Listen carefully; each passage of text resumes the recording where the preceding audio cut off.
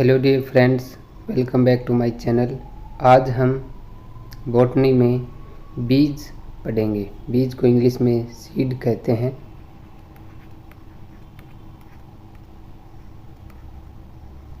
Seed. तो बीज का जो निर्माण है वो कहाँ होता है फ्रेंड? तो बीज का जो निर्माण है वो होता है फ्रेंड बीजांड में।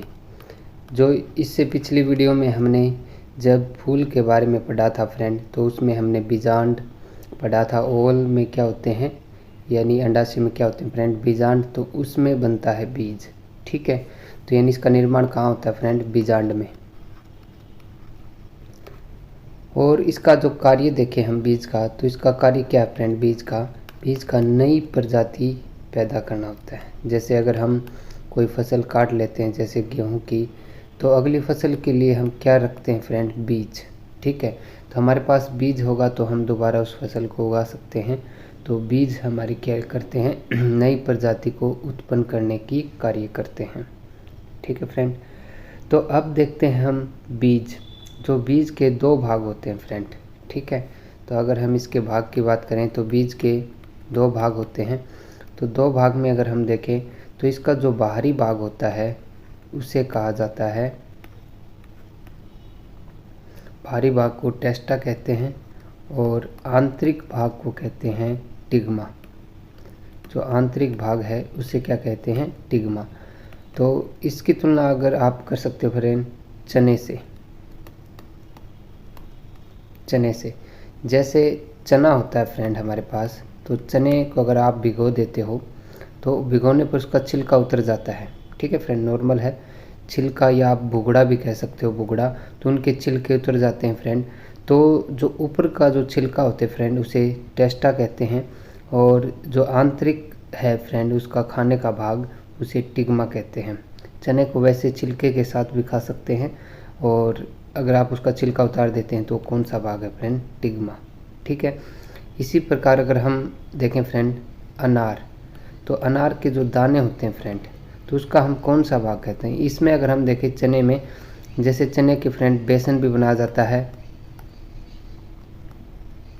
और सतुआ भी बनाया जाता है।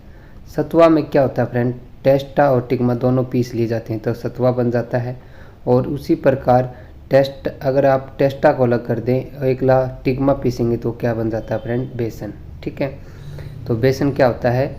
टिग्मा होता है। ये चने से बनता है। उसी प्रकार अगर आप गेहूं से देखें फ्रेंड, गेहूं का अगर आप छिलका नहीं उतारते हैं, गेहूं को साबुत पीसते हैं तो आटा बनता है, ठीक है। आटे में आपने टेस्टा भी पीस दिया और टिग्मा भी।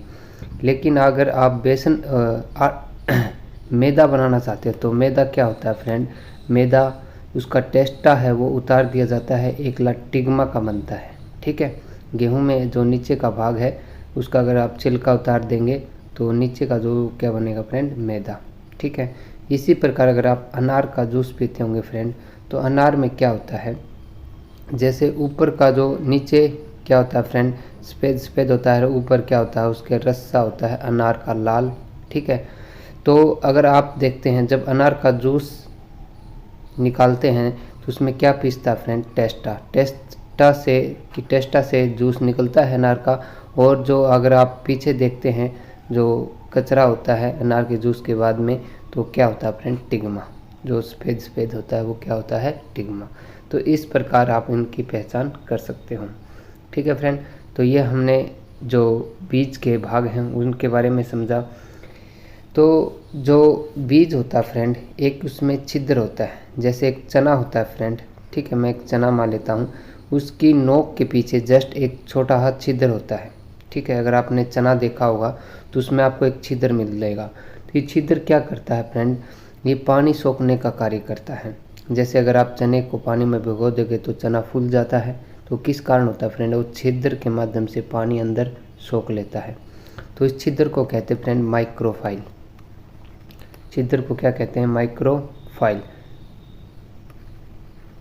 जिन बीजों में अगर माइक्रोफाइल बड़ा होगा फ्रेंड, वो अधिक पानी सोखेंगे। और जैसे चना है फ्रेंड अधिक पानी सोखता है और फूल जाता है। अगर आप उसी की तुलना मटर में देखें फ्रेंड, मटर में माइक्रोफाइल छोटा होता है, इसलिए मटर है वो ज़्यादा फूलती नहीं है, ठीक है फ्रेंड। तो ये हमने मटर के बारे में देखा।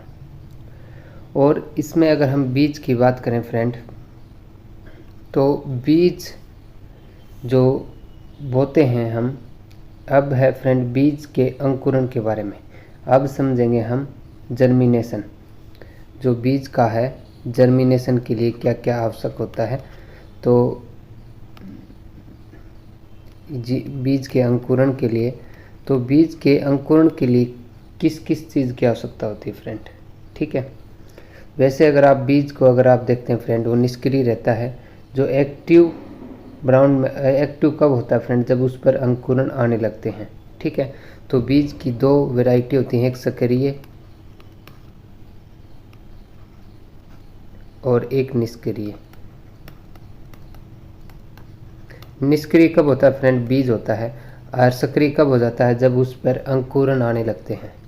तो अंकुरण के लिए आपसे एग्जाम में कई बार एग्जाम में पूछा जाता है फ्रेंड, बीज का सक्रिय होना या अंकुरण के लिए किन किन चीज़ों की आवश्यकता होती है। तो अंकुरण के लिए हमें किन किन चीज़ों की आवश्यकता होती है फ्रेंड।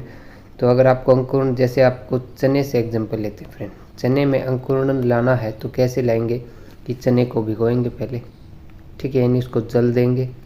दूसरा फिर क्या कार्य करेंगे फ्रेंड, उसको नमी देंगे। अगर बाहर जल से बाहर निकाले तो फ्रेंड उसको बिल्कुल सूखे क्षेत्र में नहीं, उसको सुखाएंगे नहीं। अगर सुखा देंगे तो उसमें अंकुरण नहीं होगा, यानी नमी और आर्द्रता वाले क्षेत्र में रखेंगे उसको, ठीक है।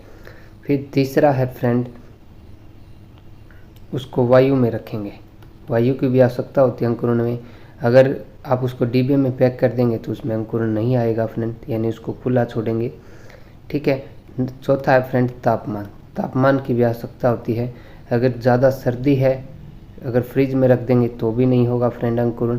अगर ज़्यादा गर्म में रख देंगे, हीटर पे रख देंगे तो भी अंकुरण नहीं होगा, यानी उसे तापमान, नॉर्मल तापमान की आवश्यकता होती है, ठीक है फ्रेंड। ये है अंकुरण के लिए आवश्यक चीज़ें, ठीक है।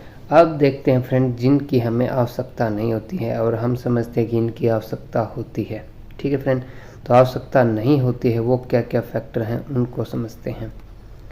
तो एक है फ्रेंड, जो अंकुरण के लिए किसी भी मिट्टी की आवश्यकता नहीं है, ठीक है फ्रेंड। मिट्टी या मृदा की आवश्यकता नहीं है। अंकुरण आप कटोरे में भी करवा सकते हैं, कपड़े में भी करवा सकते हैं, ठीक है फ्रेंड। जिसमें से आप वो फ्रूट से निकलने लगते हैं, ब्राउन्स निकलने लगते हैं, तो अंकुरण, तो उसके लिए आपको कोई मिट्टी की आवश्यकता नहीं है, ठीक है। अगर आप घर में कोई जल को भिगो देते हैं फ्रेंड, उसमें भी अंकुरण आ जाता है, तो यानी मिट्टी की कोई आवश्यकता नहीं होती है। पोषण की भी आवश्यकता नहीं है। क्या आप अंकुरण के लिए जब चने को भिगोते हैं क्या उसमें खाद बीज डालते हैं, तो नहीं डालते ना फ्रेंड, तो यानी इसको पोषण की भी आवश्यकता नहीं है। पोषण यानी खाद की भी आवश्यकता नहीं है। तीसरा फ्रेंड, सूर्य का प्रकाश। तो अंकुरण के लिए सूर्य के प्रकाश की भी आवश्यकता नहीं है। अगर सूर्य के प्रकाश में रखते हो तो भी सही है, तो भी अंकुरण हो सकता है फ्रेंड। अगर नहीं रखोगे तो भी अंकुरण हो जाएगा, ठीक है। लेकिन बीज पौधा बनने के लिए फ्रेंड अगर आप पौधे के लिए सूर्य की इन चीज़ों की आवश्यकता होगी, लेकिन सिर्फ अंकुरण के लिए आपको इन चीज़ों की आवश्यकता नहीं होगी, ठीक है। तो अब इसमें समझते हैं फ्रेंड बीज के बारे में और इम्पोर्टेंट चीज़ें। जो बीज पौधा बनता है तो कैसे बनता है, तो उनके बारे में भी हम डिस्कस करते हैं।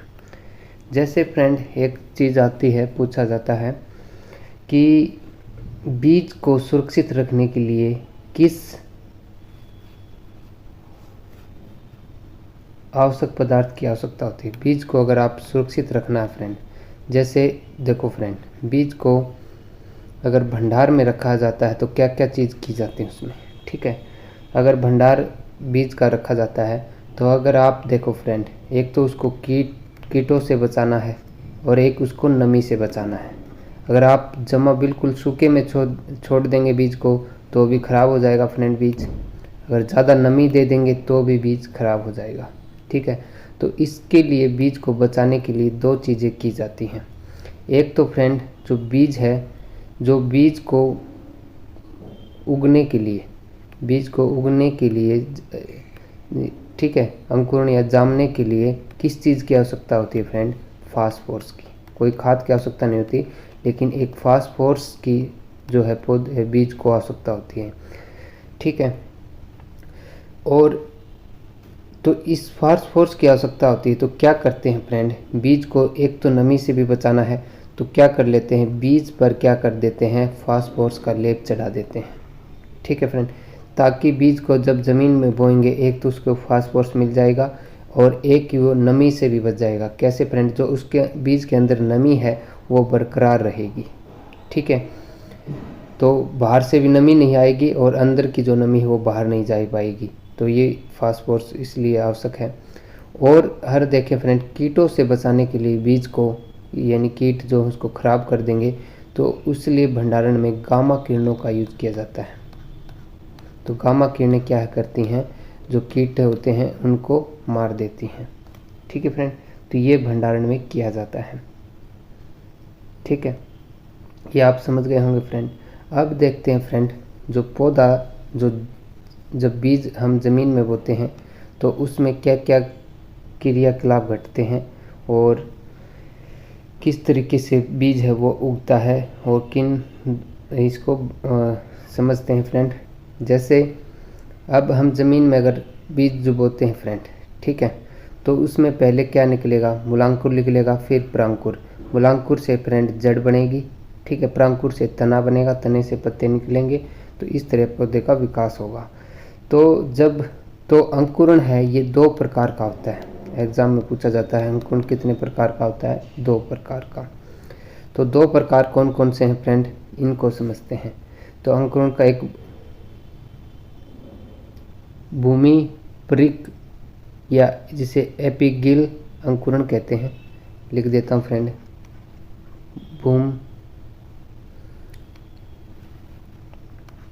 भूमि परिक, और जिसे इंग्लिश में बोल देते हैं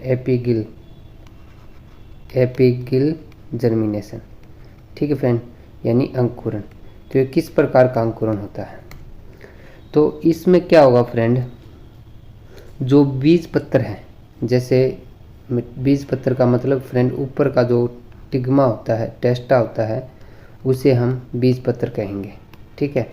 जो बीज पत्र होता है इसमें पौधे के साथ निकल आता है, क्योंकि इसमें जो पौधे का जर्मिनेशन होता है, अंकुरण जो पौधे का विकास होता है वो जल्दी होता है, ठीक है फ्रेंड। तो इसमें क्या होगा, जल्दी के कारण जो उसके बीज पत्र हैं वो साथ में बाहर निकल आते हैं, ठीक है फ्रेंड, 2 ब्राउट से होते हैं तो उसके साथ निकल आते हैं, तो वृद्धि के कारण। तो ये किन किन उसमें होता है फ्रेंड, एक तो इमली में होता है, कपास में होता है फ्रेंड, खीरे में होता है, पपीता में होता है, खीरा पपीता। जो एपिगल अंकुरण है, जर्मिनेशन है, वो किन किन फसलों में होता है फ्रेंड, इमली में, कपास में, खीरा में, पपीता, आप बाजरा भी कह सकते हो, क्योंकि जो जल्दी बीज उगकर जल्दी पौधा जमेगा फ्रेंड, उगेगा, तो उसमें क्या होगा, ये बीज पत्र उसके साथ आ जाएगा, ठीक है फ्रेंड। तो इस अंकुरण को क्या कहेंगे, भूमि परिक या एपिगल अंकुरण, ठीक है फ्रेंड। अब दूसरा प्रकार है जर्मिनेशन का, वो है अधोभूमिक।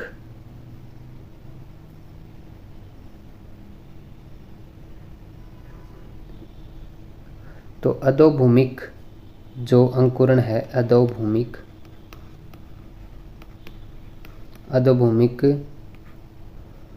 अंकुरण, जिसे चाइपोगिल कहते हैं, CHO चाइपोगिल अंकुरण कहते हैं, ठीक है। तो इसमें क्या होगा फ्रेंड, जिस तरह के इसमें बीज पत्र बाहर निकल रहा था, तो इसमें बीज पत्र है वो बाहर नहीं आएगा, वो अंदर ही ज़मीन में रह जाएगा, ठीक है। तो इस प्रकार के जो अंकुरण को हम कहेंगे अधोभूमिक अंकुरण, ठीक है। तो इसका आता है फ्रेंड चना, मटर, मूंगफली।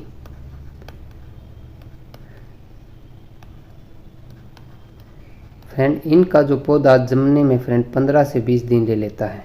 तो इसमें क्या होता है, 15 से 20 दिन लेगा तो धीरे धीरे से निकलेगा, तो बीज पत्र उसका नीचे ज़मीन में अंदर झड़ जाएगा, ठीक है। तो इसको कहेंगे अधोभूमिक अंकुरण, ठीक है फ्रेंड।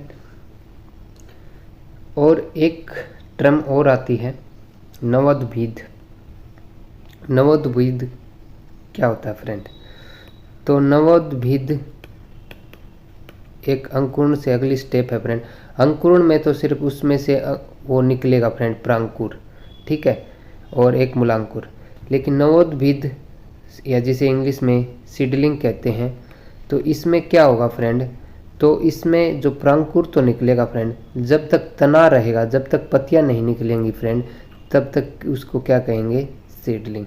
यानी प्रांकुर निकल रहा है तो उसको हम अंकुरन कह देंगे, ठीक है फ्रेंड। लेकिन नवोद्भिद किसे कहेंगे? जब तक प्रांकुर तो निकले फ्रेंड, जब तक उस पर पत्तियां नहीं आती हैं तो उस स्टेज तक जो पौधे की क्या कहेंगे? नवोद्भिद, ठीक है फ्रेंड। जब पत्तियां आ जाएंगी तो उसे हम कहेंगे फ्रेंड पौधा, ठीक है। तो नवोद्भिद किसे कहते हैं? जब तक प्रांकुर में तने तक स्थिति रहती है, तना बनता है, तो उसको हम कहेंगे नवोद्भिद, ठीक है फ्रेंड। तो ये हमने बीज के बारे में पढ़ा। तो ये वीडियो आपको कैसी लगी कमेंट कर ज़रूर बताएं। अगर चैनल पर नए हैं तो चैनल को सब्सक्राइब ज़रूर करें। Thanks for watching video.